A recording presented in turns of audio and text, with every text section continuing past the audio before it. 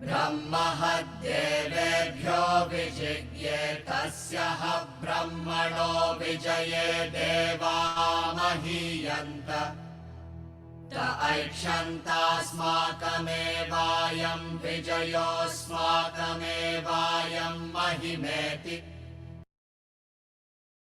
Verily, Brahman won a victory for the gods. In that victory of Brahman, the gods indeed became elated. They thought, this victory indeed is ours. This glory indeed is ours. So as covered in the last class, we briefly went over the narrative, or this story as it were, which essentially conveys what we've been doing up until now. It's just presented in a story format. And twofold reasons, as we described. One is that it really gets the intellect to think. You got to try and figure out the meaning behind it, draw the philosophy out of it. So it's an intellectual exercise. Secondly, the narration is for the student that's obviously not A grade or B grade, but slightly lower grade student. Not to say that these Upanishadic students are any lower grade students. They all right there, right on that verge of realization. So A++ student, a difference between A++, A++, and A++++. They're all top draw. But nonetheless, this narrative is given, and it's important that you try and stretch the intellect as we move through it to try and understand what is being conveyed. Obviously, we'll discuss it as we go along, and in case you have any queries, you can bring them up. So essentially what's happened in this narrative, and it starts off, is that there's this war going on, right? And good versus evil. You've probably heard this story before. Usually any movie, there's a villain, or there's some good participants. Most stories have got this villain hero kind of setup. So there's this battle between good and evil, and Brahman in this case helped the gods defeat the demons. Just like in the Bhagavad Gita, which we'll get back to when we're done here, there was Krishna, a realized soul, helping the Pandavas defeat the Kauravas. Pandavas represent the virtuous, good band of cousins, and the Kauravas, the evil, deceptive, corrupt, manipulative band of cousins. So again, is good versus evil playing out. What happened here is that Brahman assisted the gods so that they won the victory. So in essence, it was Brahman himself who won the victory, or Brahman won the victory.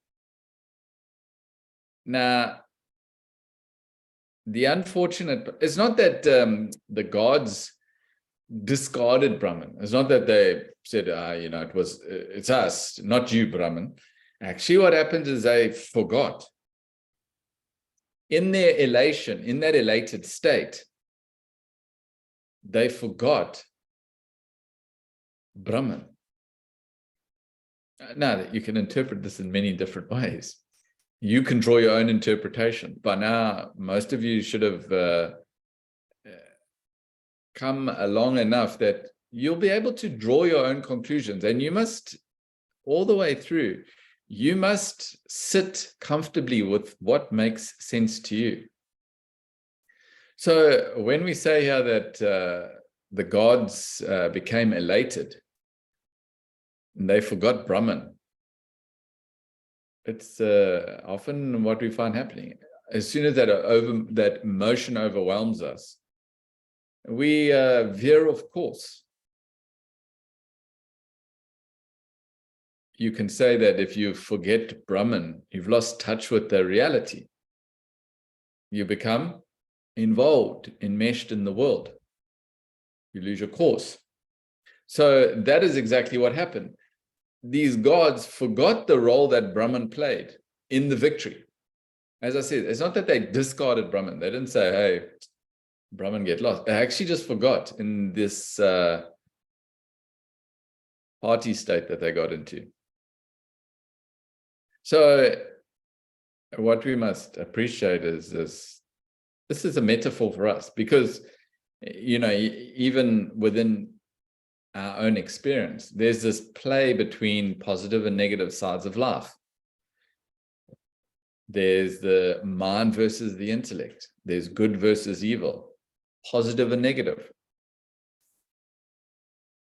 And this goes on.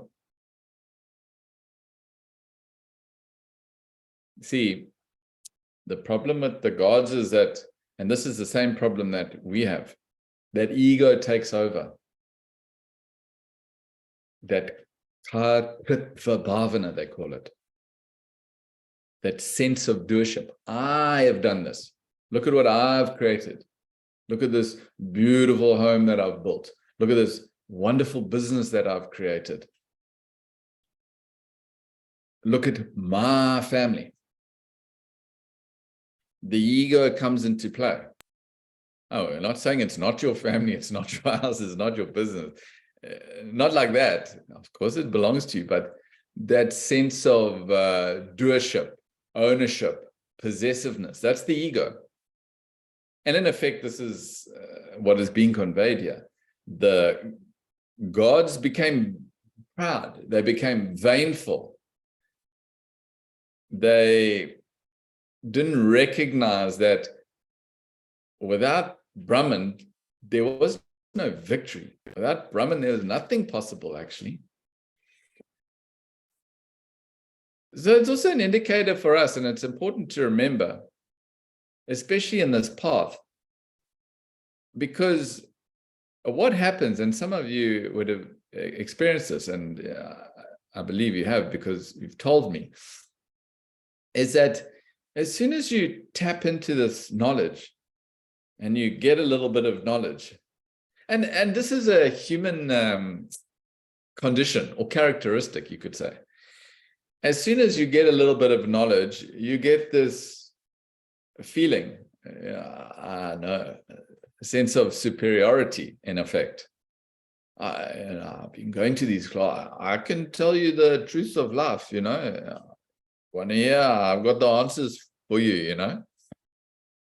A few Vedanta classes, we'll do that. No, actually, I don't just go to class, I do e-learning. Someone else mentioned, I'm actually doing e-learning second time. I definitely know my stuff, you know. Or even as far, I've actually done the course, you know. You have that feeling of knowing. This is important that you keep on checking this. You got to check this. I read a beautiful quote today. Sorry, I can't remember it, but it was along the lines of this knowledge.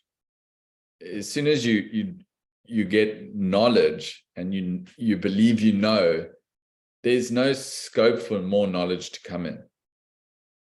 So essentially, this is an impediment to your spiritual evolution. You need to go through life always suspecting that you may be wrong. There always needs to be some suspicion that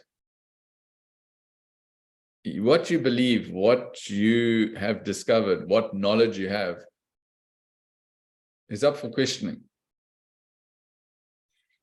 So again, coming back to the verse, here are these gods, elated, rejoicing, having a jolly good time, have forgotten Brahman. They've become vainful, they've become proud. That ego has taken over.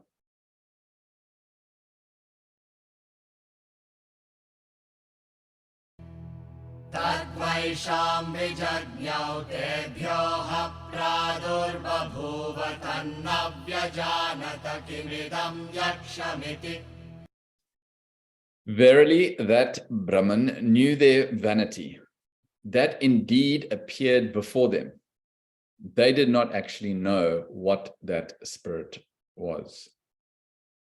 So Brahman is all pervading. There's nothing, no things, no corners that Brahman isn't. There's no things or anything that Brahman doesn't know. So Brahman is too wise to this. He spotted that vanity. He spotted that forgetfulness in there. So he wanted to punish them. He just wanted to correct them, make them understand. Now, I'm personalizing Brahman here and giving Brahman motives and all of that. So you mustn't take it literally. Of course, we understand that a Brahman, a state of desirelessness, has no motives, but it's a story. The characters in a story. So we are personifying Brahman, as it were, in the story. Brahman is not personified. Otherwise, next week I get 5 questions. Yeah, but Brahman, you said Brahman can do this, and Brahman, not like that. So Brahman just wanted to help them. Ego is detrimental to your personality. So let me help these fellows expose their frailty, expose their vanity, and correct them. So Brahman appeared as this yaksha in the sky. Yaksha is an apparition. And they did not know what that apparition was. In fact, they were terrified because they thought, the enemy is still at large then. If there's something is appearing there, we don't know what it is, there's potential for that to be a lurking foe. We've got to figure out what that is. And just coming back to this victory of theirs, it's amazing that they actually even were able to recognize anything. We're having a jolly good party, whatever they were up to. And in fact, there's a deeper meaning to that victory of good conquering evil. And it aligns to our progress. In fact, it is the starting point of the spiritual journey. See, when the intellect conquers the mind, or when good overrides evil, that's the starting point. See, before that, you are lost in the negative side of life. You're engaged in all these mundane activities. There's no inquiry into a spiritual existence at all. So when we talk about good conquering evil, we're saying that the personality makes a shift. So you've shifted now to the positive side of life. You're able to entertain higher values. You're able to employ your intellect to think. That is the point at which you're now available to pursue something higher, something spiritual. See, many people look at spirituality as a solution to their problems. And they've dug themselves so deep in the quagmire of ignorance, so much of problems, so involved in the world. So they decide, let me turn to spirituality. That can pull me out of this. And it actually doesn't work like that. You got to come up to some level first before you can actually pursue a spiritual path. Being down in the dumps, there's no time to turn to God. And unfortunately, that's what many people do. When they are really down and out, they turn to God, as it were. And then what develops actually is just this false sense of spirituality, because it becomes a crutch. It becomes emotional solace. I've seen it in any number of cases. People lost a loved one. So they are really in a terrible, terrible state. Severe attachment plagued them, whatever the case. And all of a sudden they turn to spirituality and that becomes the savior. I'm not saying don't do this. I'm just saying that this lends itself to the formation of a dependency. So you become dependent on religion. You become dependent on that spirituality. This is not the correct means by which one can effectively eventuate proper spiritual evolution. So the idea is you pick yourself up to a point, then you're available for pursuing a spiritual path. So in a way, you have to be somewhat freed from, well, none of us are completely freed from negativity, but somewhat freed from negativity, viciousness. There we all the time plotting and scheming and that person is full of nonsense and that person can go to wherever they can go. That's not a starting point. So essentially you got to correct those imperfections within your personality. And we've all got things that are wrong with us. Evolution starts with recognizing those things. Okay, maybe sometimes mean to my sister, or maybe sometimes shout at my partner.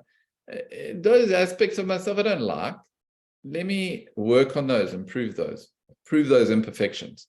You start doing that, you find already your life starts changing. Then you get to a point where most of those vicious traits, those selfish, self-centered traits have dissolved somewhat. We're not talking about perfection. They've just dissolved enough to make you available for the pursuit of something higher. Spiritual pursuit, we call it. So again, Brahman wanted to teach them this lesson. And so he appeared as this yaksha. And nobody knew what it was. They did not know. Nobody knew what that yaksha was.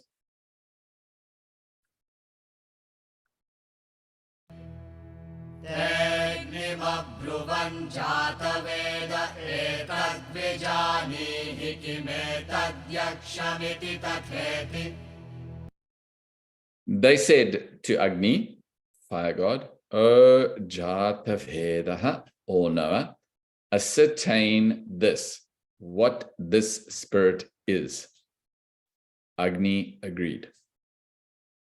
So they were all there having a jolly good party, and they looked up and there was the apparition, and they were scared.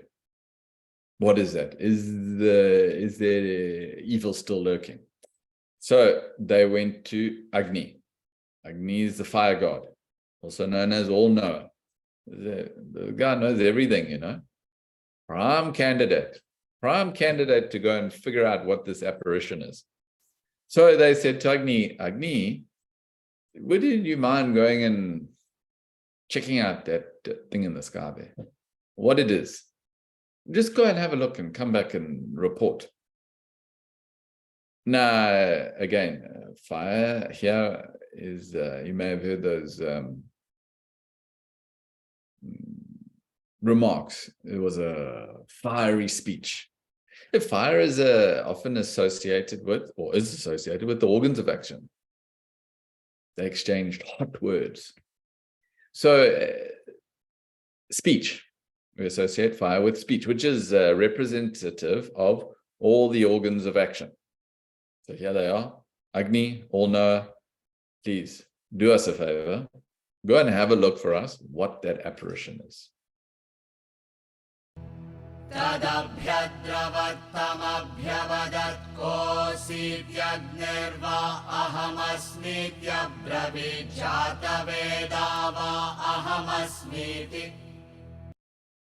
Agni, fire god, hastened to that. He went up to the apparition. The spirit, the apparition, softly asked him, "Who are you?" Agni replied, "I am Agni. Also, I am Jatavedaha, all-knower." So again, The spirit, obviously, we know that represents the reality, represents Brahman. Softly, interpret that any way you want. Softly, there's a saying, empty vessels make the most noise. So many quotes are there about people that speak too much. I have to even question myself, talking for hours every week. People that speak too much, got nothing. What did I read somewhere? Very interesting. It said, if your mind is peaceful, quiet, you don't have, there's no need to speak. Only when something is bothering you, you speak. Clearly, must be bothered by something. I don't know that I have to speak so much. So, softly.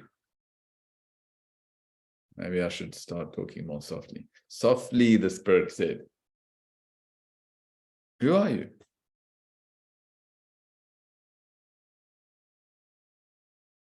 Agni didn't hesitate. What do you mean, who am I? I am Agni.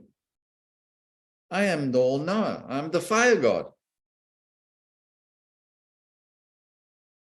See, what is actually the interpretation here? It tantamounts essentially to Brahman asking the organs of action. Hey, organs of action, what are your faculties? What do you do? And the organs of action boasting, well, we speak, we perform actions, we can eat, we can evacuate, we can procreate, all of these things. That's what it tantamounts to saying.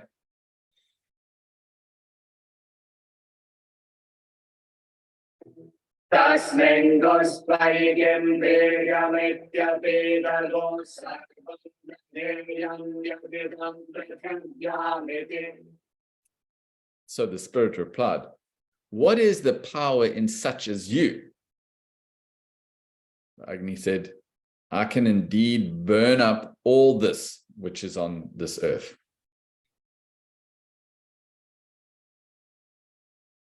Again, Brahman here questioning the organs of perception, organs of action. Well, what can you do?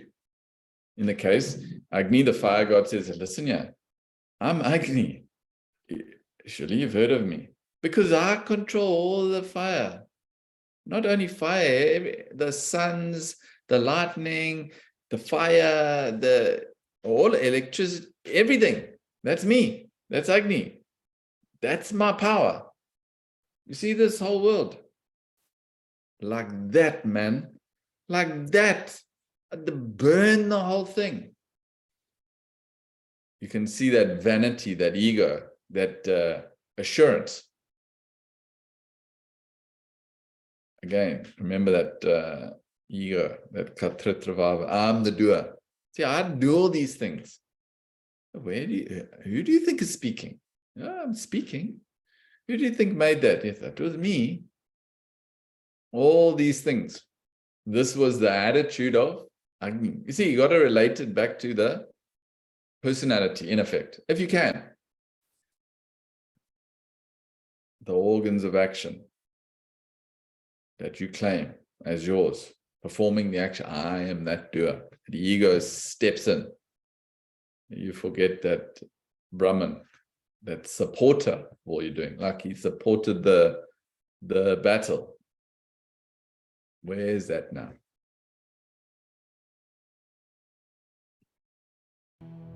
Tasmai trinam nidadhave taddaheti tadupapreyaya sarvajavena tanna shashaka dagdhum satata eva nivavrite naitadashakam vijñātum yadetadyakṣamiti. The Spirit placed a straw before him and said, burn this. So there's Agni. He's walked up to this apparition and he's pulled out his CV. Brahman asks, what is it exactly you are capable of, fella? Look, can't you see? I burn everything. I'm the fire god. I can burn everything. I'm all knower. I know everything. The funny thing is he didn't know the apparition. He didn't know the apparition. All knower, but doesn't know the apparition. Funny. So having speedily approached it, he was not able to burn it. Having speedily approached the straw. Straw is a dried grass, you understand? It's a dried piece of grass. Even a lighter or a match could roast that piece of straw, completely burn it. Here's Agni, who controls all the fire in the world. He can't burn a dried piece of straw. Can you imagine?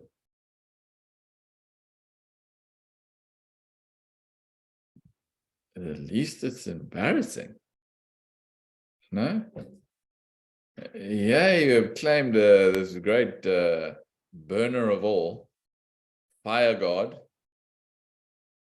and you're given the most simplest task and you cannot perform it. He was unable to do it. Unable to do it.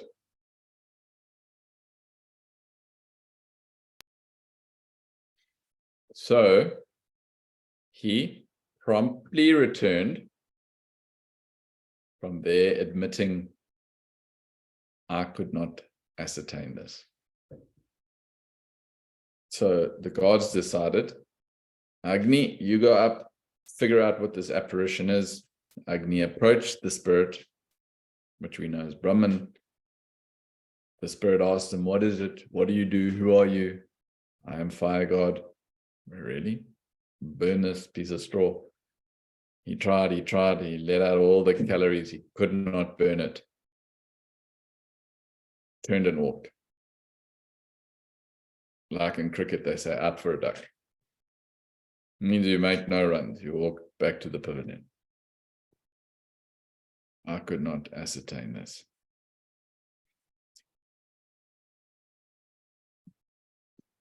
Now, this story is repeated, but what is the significance of the story?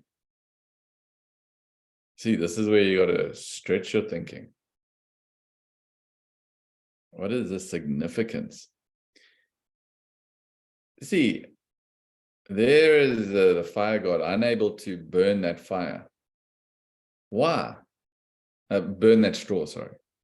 Why can't he burn that straw?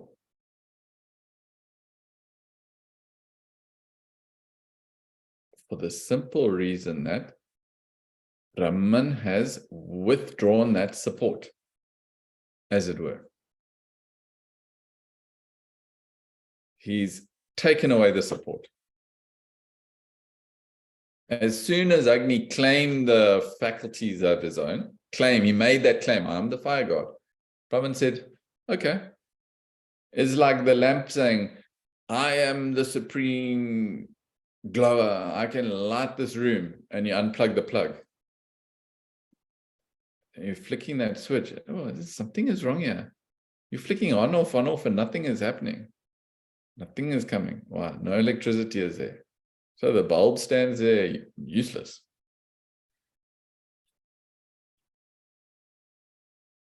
Not recognizing Brahman. In other words, Brahman said, okay,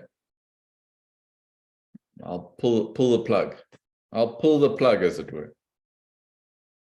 And the fire god lost his powers. So what this establishes two things. First of all, that the organs of action cannot function without the support or without the enlivening principle behind them. Impossible. without the Atman, without God, the organs of action cannot do any of the things they do. Speak, act, eat, evacuate, procreate. These are the organs of action. This is what they do. Without Brahman enlivening the organs of action, they are futile, useless, as it were. Number one. Number two, see, the fire god represents the organs of action. The fire god going up to the apparition and not knowing what it is indicates that the organs of action cannot reach Brahman, cannot understand Brahman, cannot get to Brahman. You cannot use the organs of action to understand God or contact God. Now, spiritually speaking, what the organs of action represent is mechanical worship. You know, in India, they got these various pujas and worships and ceremonies and rituals and that. So essentially what they no mechanical ritual, no mechanical worship, no mechanical ceremony, gross physical performance action can get you to Brahman. Impossible. It's not achievable through the organs of action, through your doing equipment, organs of action, hands and feet included.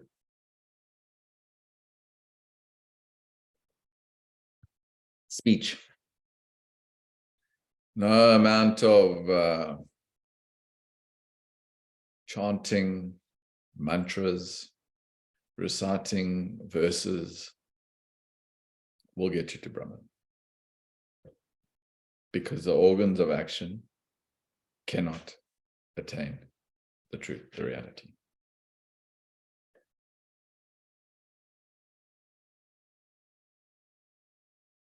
Everyone okay? Right.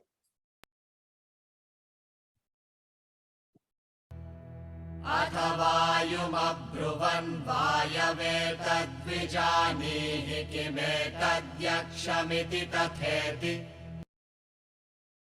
Then the gods said to Vayu, wind god, "Oh Vayu, ascertain this, what this spirit is." Vayu agreed. So Agni's come back. He's failed. He can't figure it out. So next in rank, the next god in rank, Vayu. Now Vayu is the wind god, represents the pranas, the vital air sheath, which includes the organs of perception. Remember, the organs of perception have these two corresponding aspects. We have the gross physical, as it were, organs of perception, the eyes, the ears, the nose, and etc. But they have a subtle component which is embedded within the vital air sheath. So that's how we trace it back to the organs of perception. So Vayu represents the organs of perception. And Vayu ascertaining the nature of the spirit tantamounts to the organs of perception attempting to contact Brahman. That is what it indicates. तदभ्यद्रवत्तमभ्यवदत्कोऽसीति वायुर्वा अहमस्मीत्यब्रवीन् मातरिष्वा वा अहमस्मीति. Vayu hastened to that. The spirit softly asked him, "Who are you?" Vayu replied, "I am Vayu. Also, I am Matareshva, mover in the sky." So again, similar episode that happened with Agni. Vayu goes up. And Brahman, or the spirit, the apparition, says, who are you? What's your portfolio? What do you do? Who are you? So he said, well, I'm Vayu. I am wind god. Is there anything I can blow this way, that way, anyway? Planets I can spin in this direction, that, whatever you want. Mover in the sky, all of that, planets and stars, and I spin all of that.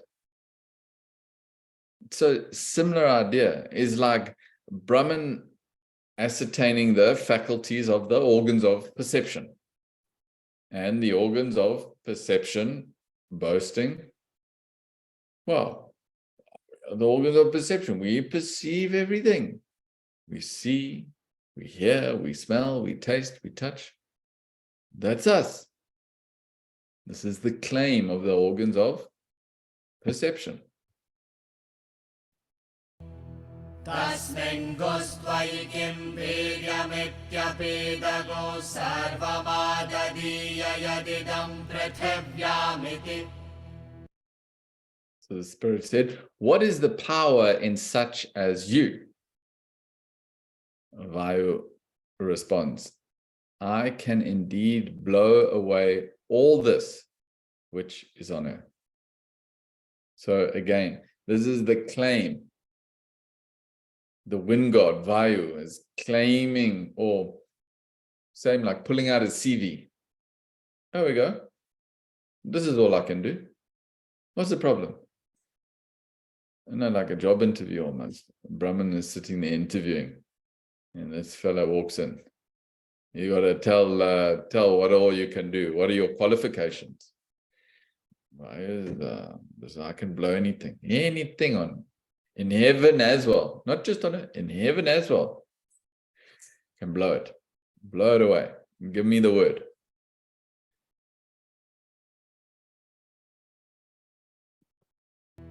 Tasmai trinam nidadhave tadadat sveti tadupapreyaya sarvajavena tanna shashaka datum satata eva nivavrite naitadashakam vijñatum yadetadyakshamiti.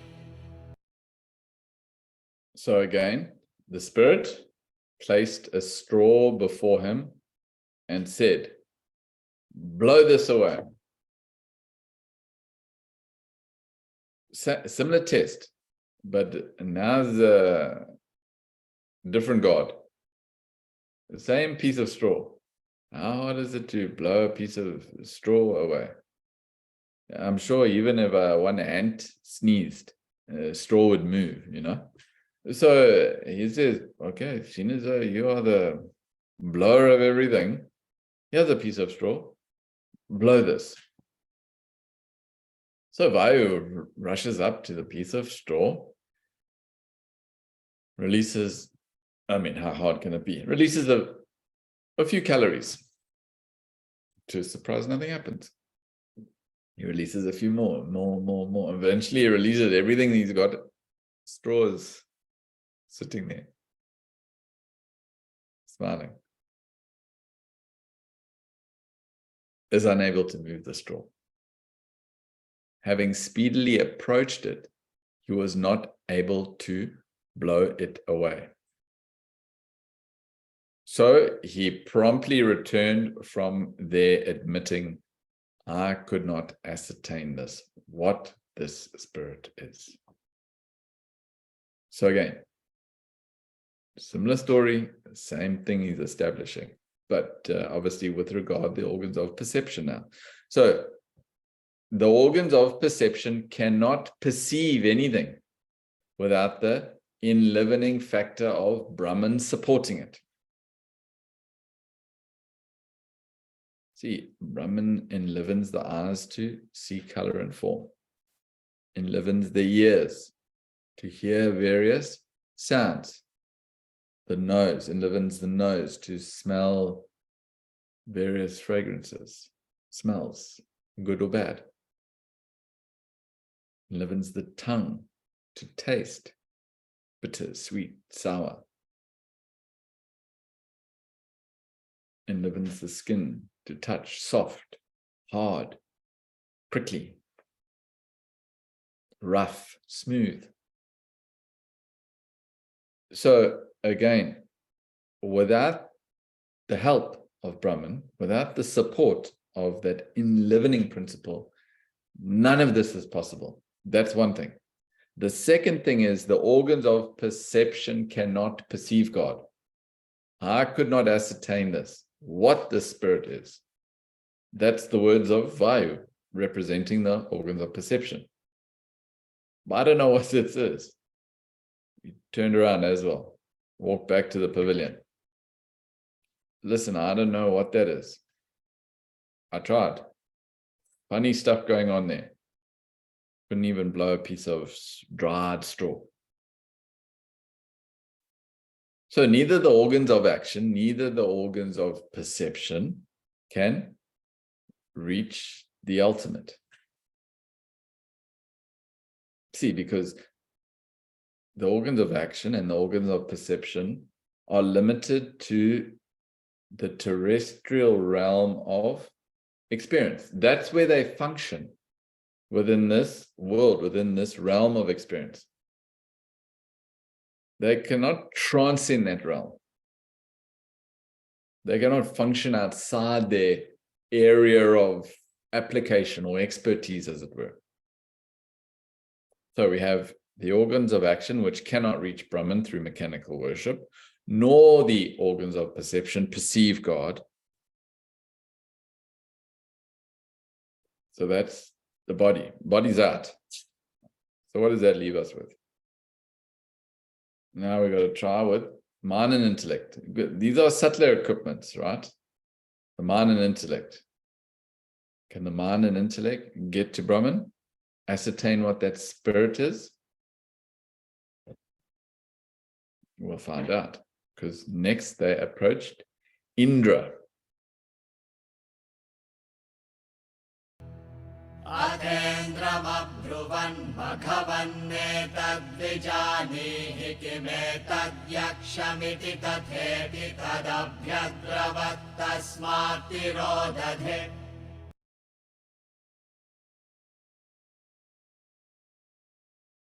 Fire god Agni's come back. Vayu wind god has come back. And now they're running out of options here. So they said to Indra, Indra is the chief of the gods, ruler of the gods. He's number one. So then the gods said to Indra, "Oh, Maghavan, worshipful one, ascertain this, what this spirit is." Indra agreed. He hastened to that. It disappeared from him. So now Indra, the ruler of the gods, represents the mind and intellect. See, all the foundational stuff is important. See, we're all functioning, we're acting in the world through the perceptions and actions. But we know that the body alone cannot act, right? The body is driven into action through these subtler equipments, mind or intellect. So these are the subtler equipments that are available to us. And this is what Indra represents as the ruler of the gods. The mind and intellect rule the body, dominate. They're subtler than the body. Now, interesting thing happens here, right? See, all the other interactions that Brahman asked them, what do you do? Now, as soon as Indra approached, representing the mind and intellect, the apparition disappeared.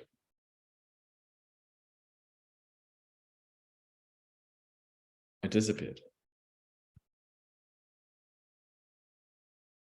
Again, what does this represent? See, even with the mind, you try to attain the reality. The mind cannot feel God. That's why it disappeared. It cannot get there through the mind. No amount of emotional outpouring can get you to Brahman. Nor can the intellect comprehend through reason and judgment. You cannot use the intellect to cognize the reality. You cannot comprehend the reality. It's incomprehensible. Because God transcends even the realm of mind and intellect. Same thing. The mind and intellect are limited to the world, limited to this terrestrial experience. We are experiencing the world, as it were, through these equipments. One of the ways in which one defines enlightenment is transcending the equipments. When we say transcending, means you lose the identification with the equipments and you identify with the reality.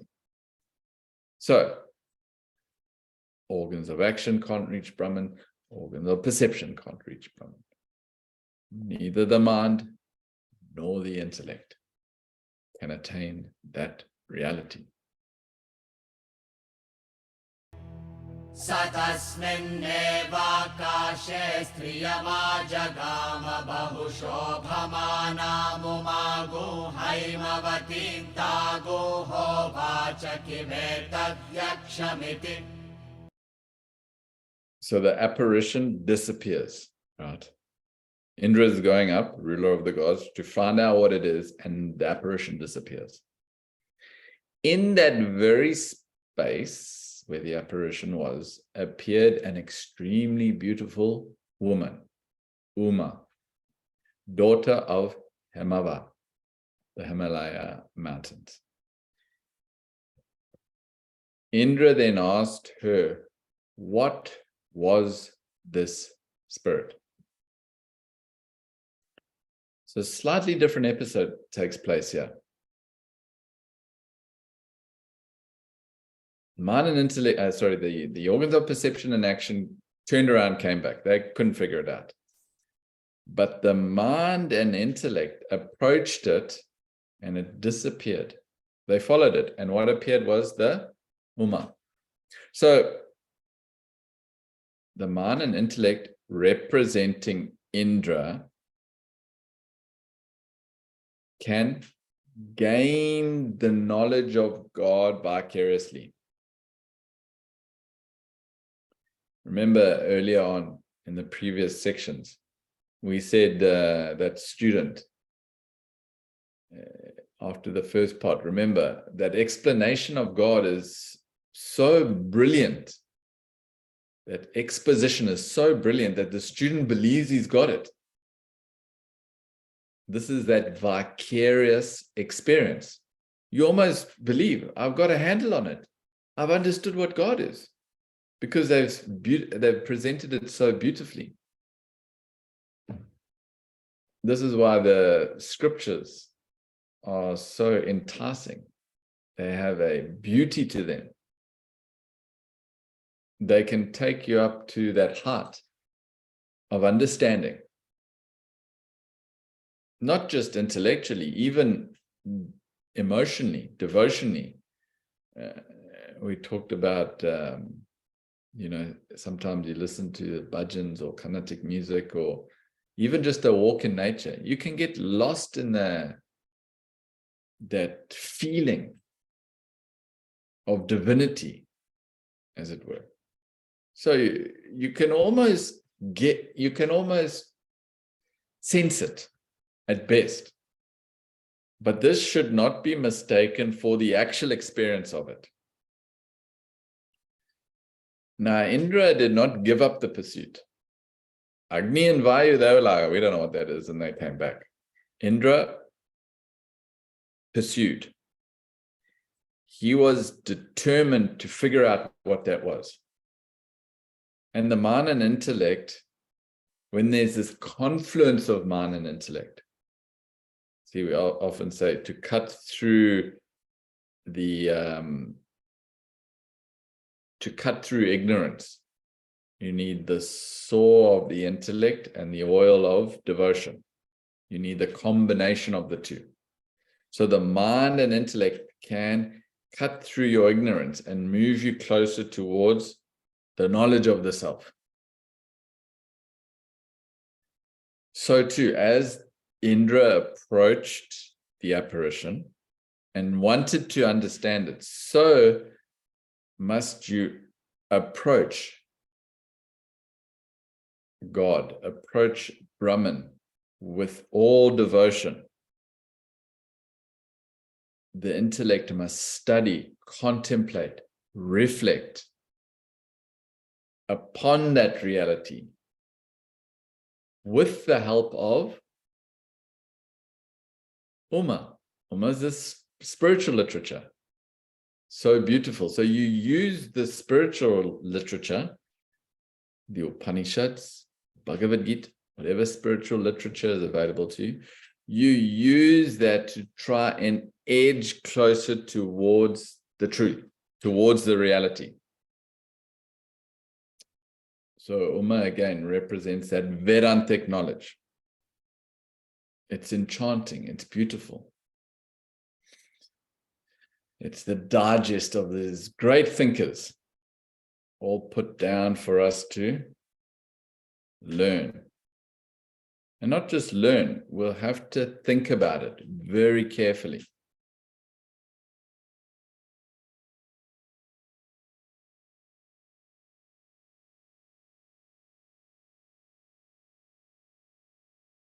Indra asks, what was this spirit? So again, Indra is not put off.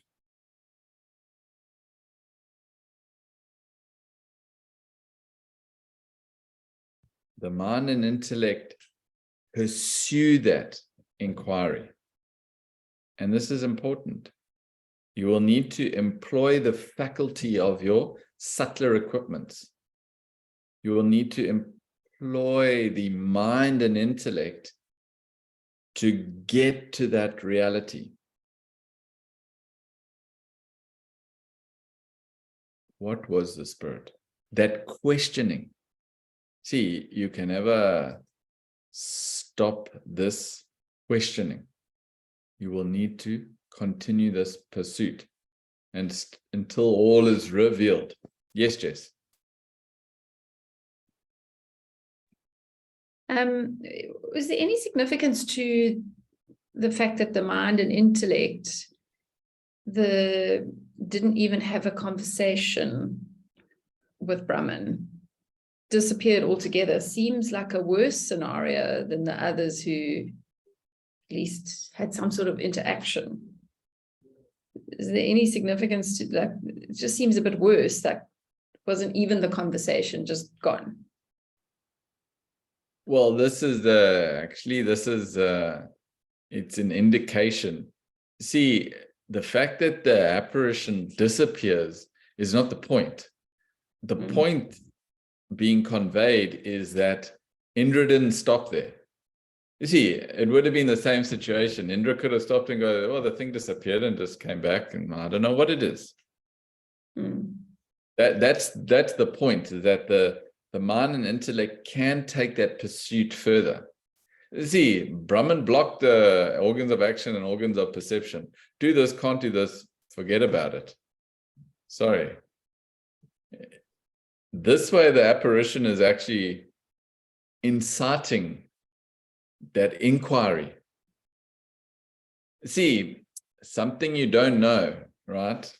You'll be inspired to know it. See, again, Brahman is trying to educate them, to remind them of the fact that Brahman itself is responsible for the victory. So in disappearing, he ensures that that pursuit continues. There, if he had stopped and had a conversation with mind and intellect, they'd still be there. The intellect is master of weighing up pros and cons. The mind is master of twisting things this way and that way. The poor Brahman would still be stuck there. it would not have been able to get out of that situation. Man and intellect, imagine man and intellect, the conversation they're having with each other all the time. This is your life, this is my life, this is everyone's life. Constant decision, constant conversation. Where? We say in our heads. But it's a constant conversation between mind and intellect, constantly going on. If that was the case, then they'd still be there. No, Brahman's too quick for that. He saw these fellows coming. Oh, man, I know these guys, I know what these guys are all about. I'll disappear. Because he also knew that that Indra would follow him to figure out what it is. See, that's the power we got available to us with a powerful, well-attuned intellect. No other creature has this power, this capacity to pursue the self. This is another indication. The mind and intellect, that sharp intellect, that calm, equanimous mind has the capacity to get there, or to at least pursue that path. Obviously, with the help of the scriptures, spiritual literature. And that's what we're studying, to help us understand what that apparition is. You okay? Thank you. Yeah, Indra missed out on the conversation, but by no means was he disadvantaged.